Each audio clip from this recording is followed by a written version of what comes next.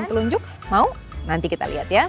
Dan pengen yang manis-manis, dia juga kasih satu resep buat saya, yaitu cake jeruk kurma. 1, 2, 3, udah cukup. Kadang-kadang juga banyak temen yang kalau pagi-pagi, wah saya sih nggak bisa tuh kalau untuk pagi-pagi makannya yang penuh atau yang berat. Saya akan kasih satu lagi, yaitu coklat susu hangat. Jadi bentuk menjadi takir, sisihkan. Pukul-pukul 150 gram ikan asil jambal roti yang telah dipanggang hingga memar, lalu suwir-suwir kasar. Iris serong tipis 2 buah cabai merah besar dan 6 buah cabai rawit merah, sisihkan. Iris 2 lembar daun jeruk purut dan 2 buah belimbing wuluh, sisihkan.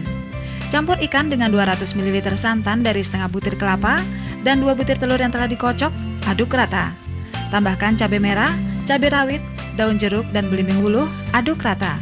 Masukkan setengah sendok makan kecap ikan, 1 sendok teh gula pasir, 1 sendok makan air asam jawa, 2 batang serai bagian putihnya yang diiris halus, dan 5 butir bawang merah yang diiris tipis, aduk hingga semua tercampur rata.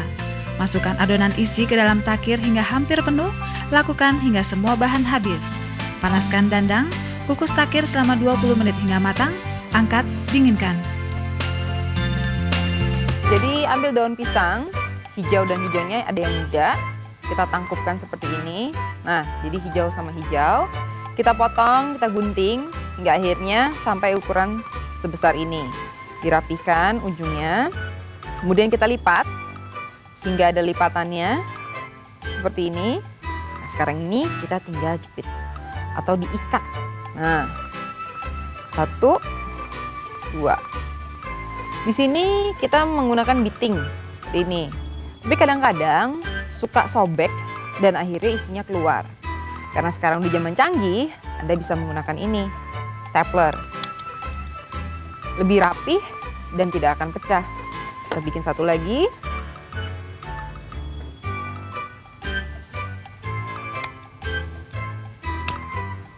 Oke. Nah, selesai. 1, tempatnya udah ada, sekarang tinggal isinya. Nah, ini dia bahan-bahan yang kita perlukan.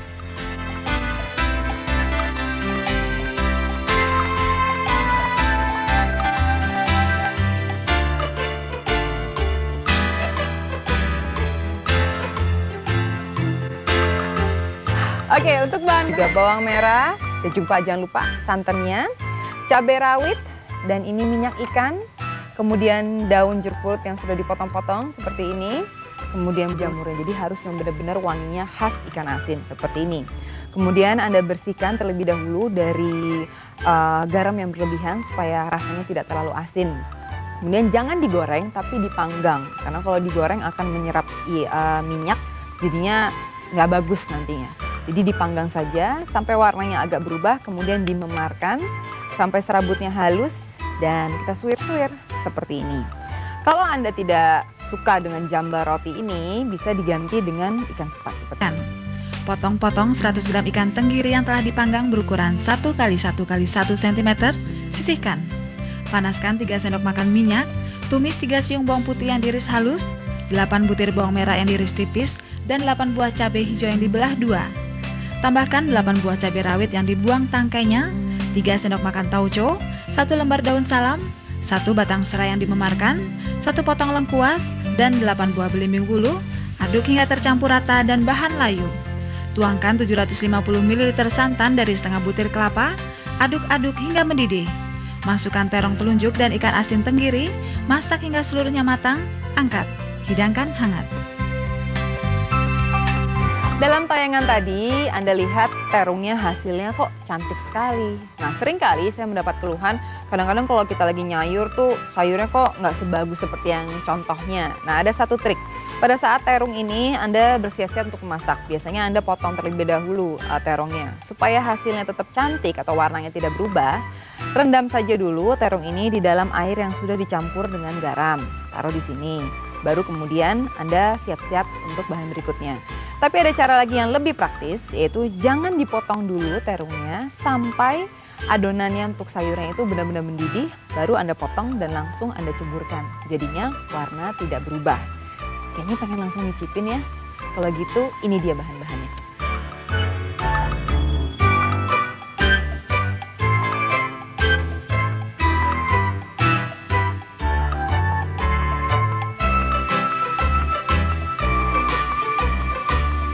Yang pasti Anda butuhkan terung seukuran telunjuk seperti ini, cukup besar ya.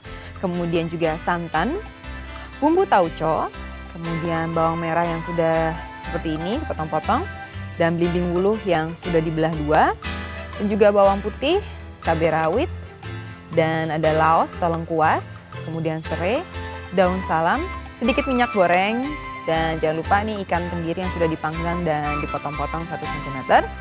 Kemudian ada juga cabai hijau yang sudah dibelah seperti ini.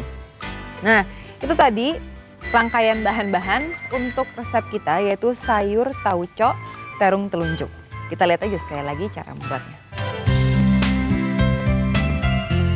Belah 250 gram terong telunjuk, masing-masing menjadi 2 tidak putus, sisihkan. Potong-potong 100 gram ikan tenggiri yang telah dipanggang berukuran 1 x 1 x 1 cm, sisihkan.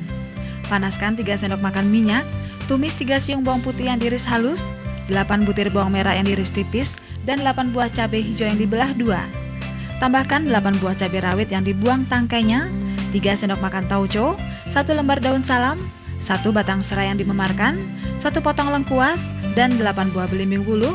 Aduk hingga tercampur rata dan bahan layu. Tuangkan 750 ml santan dari setengah butir kelapa, aduk-aduk hingga mendidih. Masukkan terong telunjuk dan ikan asin tenggiri, masak hingga seluruhnya matang, angkat, hidangkan hangat. Sayur yang enak atau lezat itu pasti ada rahasianya. Makanya di Rahasia Dapur kita, waktunya kita berbagi. Nah, kalau Anda pengen tahu sayur tadi itu kenapa enak atau pasti terasa lezatnya, ini karena tauco yang dipilih. Jadi pilih tauco yang bagus, ya seperti ini.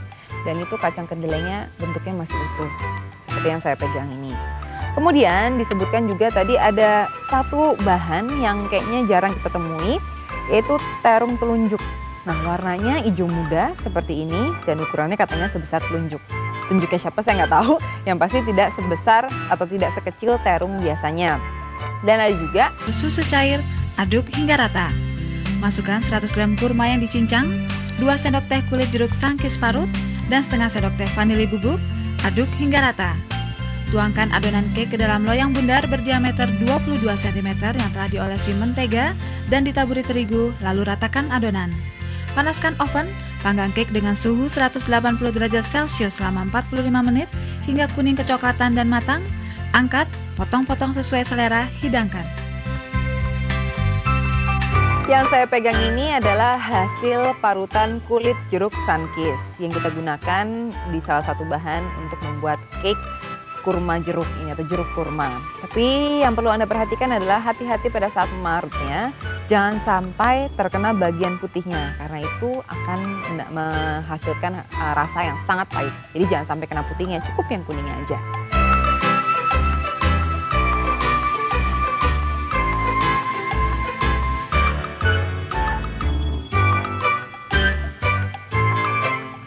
Selain parutan kulit jeruk sunkist ini, Anda juga membutuhkan susu cair, kemudian mentega, vanili bubuk, soda kue, 2 butir telur ayam, gula pasir, kemudian juga kurma yang sudah dicincang kasar seperti ini, dan juga tepung terigu.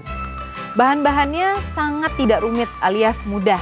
Nah, sekarang ini kita lihat aja sekali lagi cara membuatnya.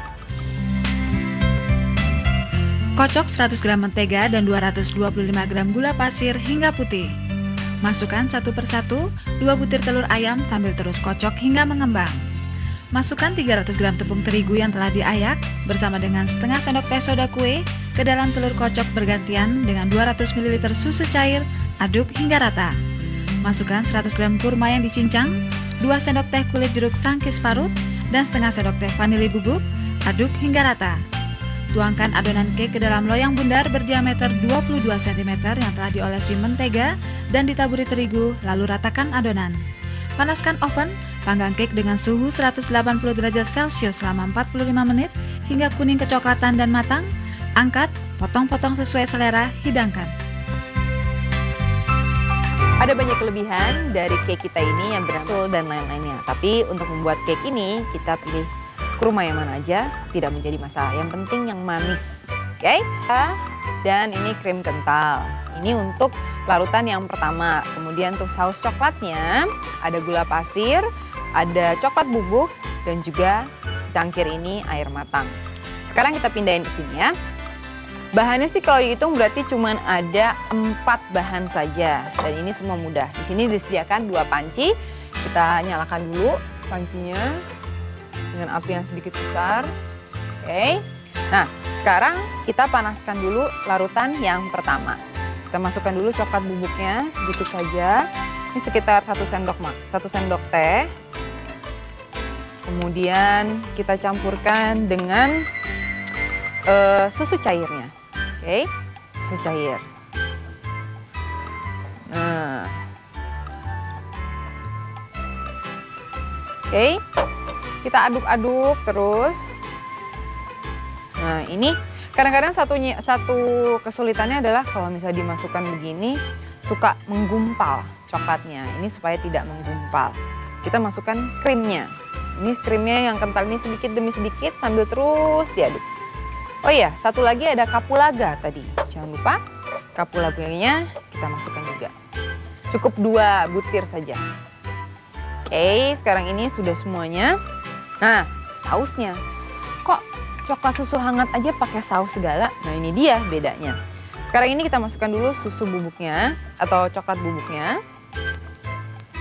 Kemudian juga ada ini gula pasirnya.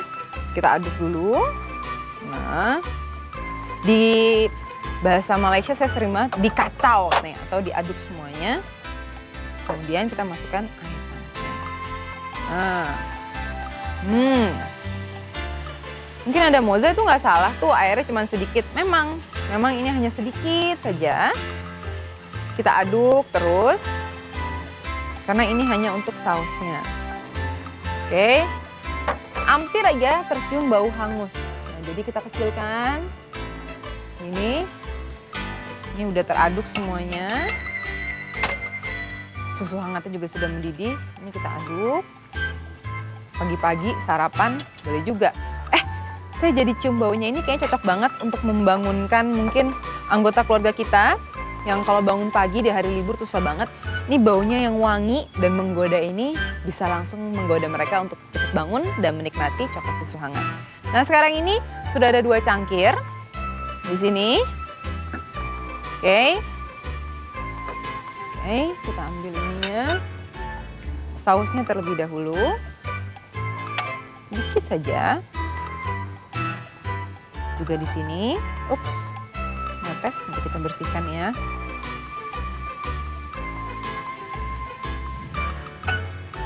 Oke. Nah, sekarang kita masukkan susunya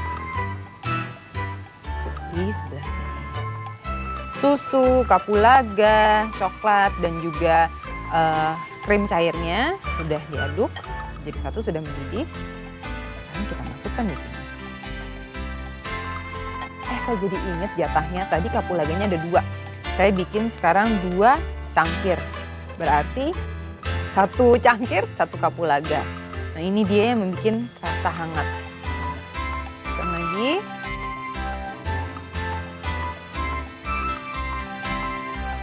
Oh iya, sambil saya menuangkan susu ini, saya juga mengingatkan untuk Anda, pemirsa setia Rahasia Dapur kita, kalau misalnya ingin mengirimkan tips